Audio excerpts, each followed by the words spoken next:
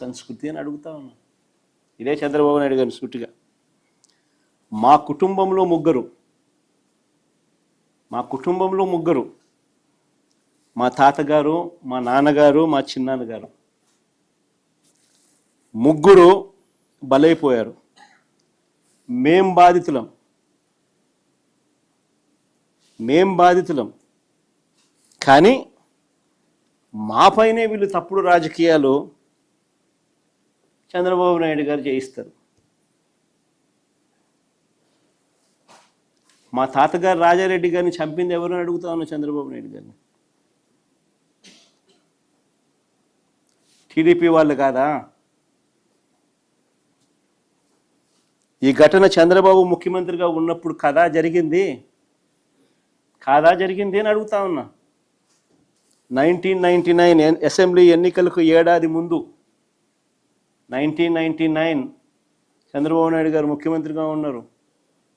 1999 ఎన్నికలకు ముందు, ఏడాది ముందు చంద్రబాబు నాయుడు గారు ముఖ్యమంత్రిగా ఉన్నప్పుడు మా తాతగారిని రాజారెడ్డి గారిని చంపారు. కేవలం నాన్నగారిని రాజశేఖర రెడ్డి గారిని పులివెందులకి కట్టడి చేయాలి అన్న ఒక్క రాజకీయ కోణంతో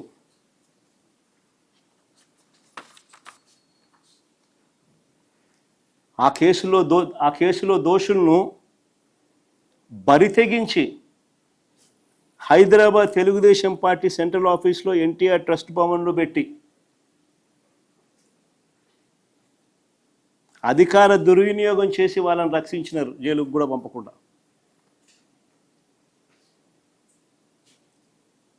మరి ఇది ఎవరిదయ్యా క్రిమినల్ బ్రెయిన్ చంద్రబాబు గారు అని అడుగుతాను. ఎవరిదయ్యా క్రిమినల్ బ్రెయిన్ అని అడుగుతాను చంద్రబాబు నాయుడు గారిని. మా నాన్నగారి విషయంలోనూ అంతే. మా నాన్నగారు చనిపోక మునుపు 2-3 రోజుల కిందట అసెంబ్లీ సమావేశాలు జరుగుతూ ఉన్నాయి. అప్పట్లో ఆ అసెంబ్లీ సమావేశాలు క్లిప్పింగ్స్ ఒకసారి చూడండి మీరు కూడా. చంద్రబాబు నాయుడు గారు అన్న మాట అసెంబ్లీలో, నువ్వు అసెంబ్లీకి ఎలా వస్తావో నేను చూస్తానన్నాడు.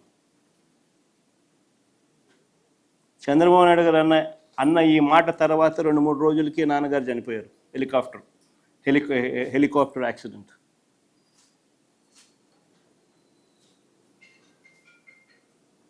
ఇప్పటికీ కూడా దీనికి సంబంధించి నివృత్తి కాని అంశాలు ఎన్నో ఉన్నాయి. ఎవరిదయ్యా చంద్రబాబు క్రిమినల్ బ్రెయిన్ అని అడుగుతా ఉన్నాను.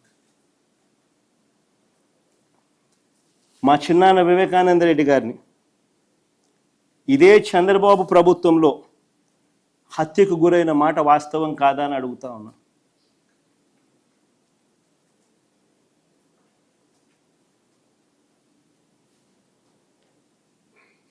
వైసీపీ పార్టీ కోసం, అవినాష్ రెడ్డి కోసం తాను క్యాంపెయిన్ చేస్తూ ఉన్నాడు. జమ్మన్మడుకు పోయి క్యాంపెయిన్ చేసి వచ్చినాడు.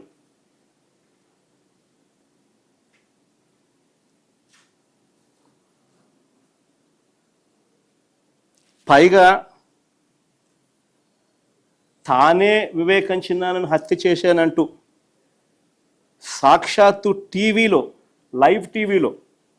లైవ్ టీవీ షోలో చెలరేగిపోయి విచ్చలవిడిగా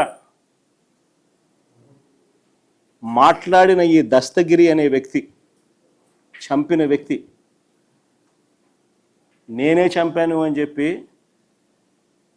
విచ్చలవిడిగా చెలరేగిపోయి మాట్లాడాడు టీవీ లైవ్ షోలో ఈ దస్తగిరి అనే వ్యక్తి.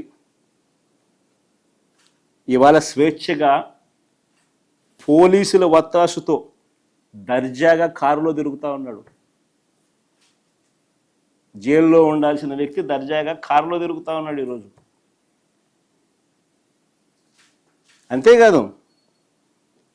అంతేకాదు పైగా చంద్రబాబు లాయరు సిద్ధార్థ లూత్రా, దస్తగిరి లాయరు కూడా సిద్ధార్థ లూత్రా.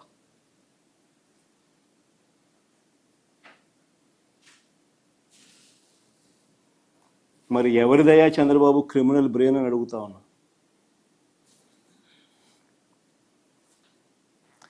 రాజకీయ లబ్ధి కోసం ప్రలోభాలతో హంతకులను రక్షించడం, నిర్దోషులను హింసించడం ఈ కేసులో జరుగుతూ ఉంది. ఇదేగా చంద్రబాబు అని అడుగుతా ఉన్నా.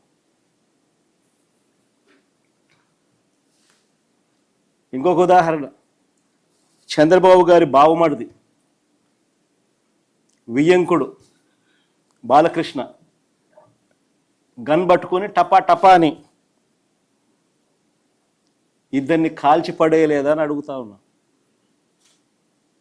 టపా టపా అని గన్ను పట్టుకొని కాల్చి పడేయలేదా అని అడుగుతా ఉన్నా. ఇదే పెద్ద మనిషి బాలకృష్ణ, చంద్రబాబు నాయుడు గారి వియ్యంకుడు, టపా టపా అని ఇద్దరిని లేపేయలేదా అని అడుగుతా ఉన్నా. ఎవరిదయ్యా గన్ కల్చర్ అని అడుగుతా ఉన్నా.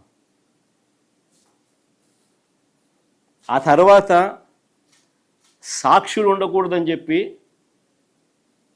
ఆ ఇంట్లో ఉన్న వాచ్మెన్ను, అంటే వాళ్ళ ఇంట్లో ఉన్న వాచ్మెన్ను బండరాయితో మోది చంపారు.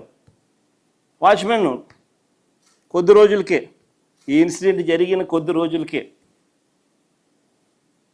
ఆ ఇంట్లో ఉన్న వాచ్మెన్ను బండరాయితో మోది చంపారు.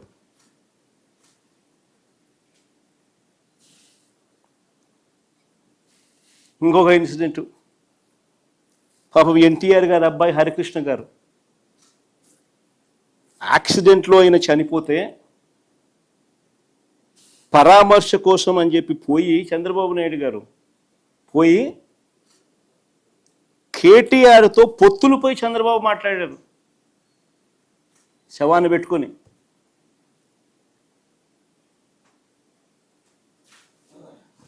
మరి ఎవరిదయ్యా శవ రాజకీయాలని అడుగుతా ఉన్నా.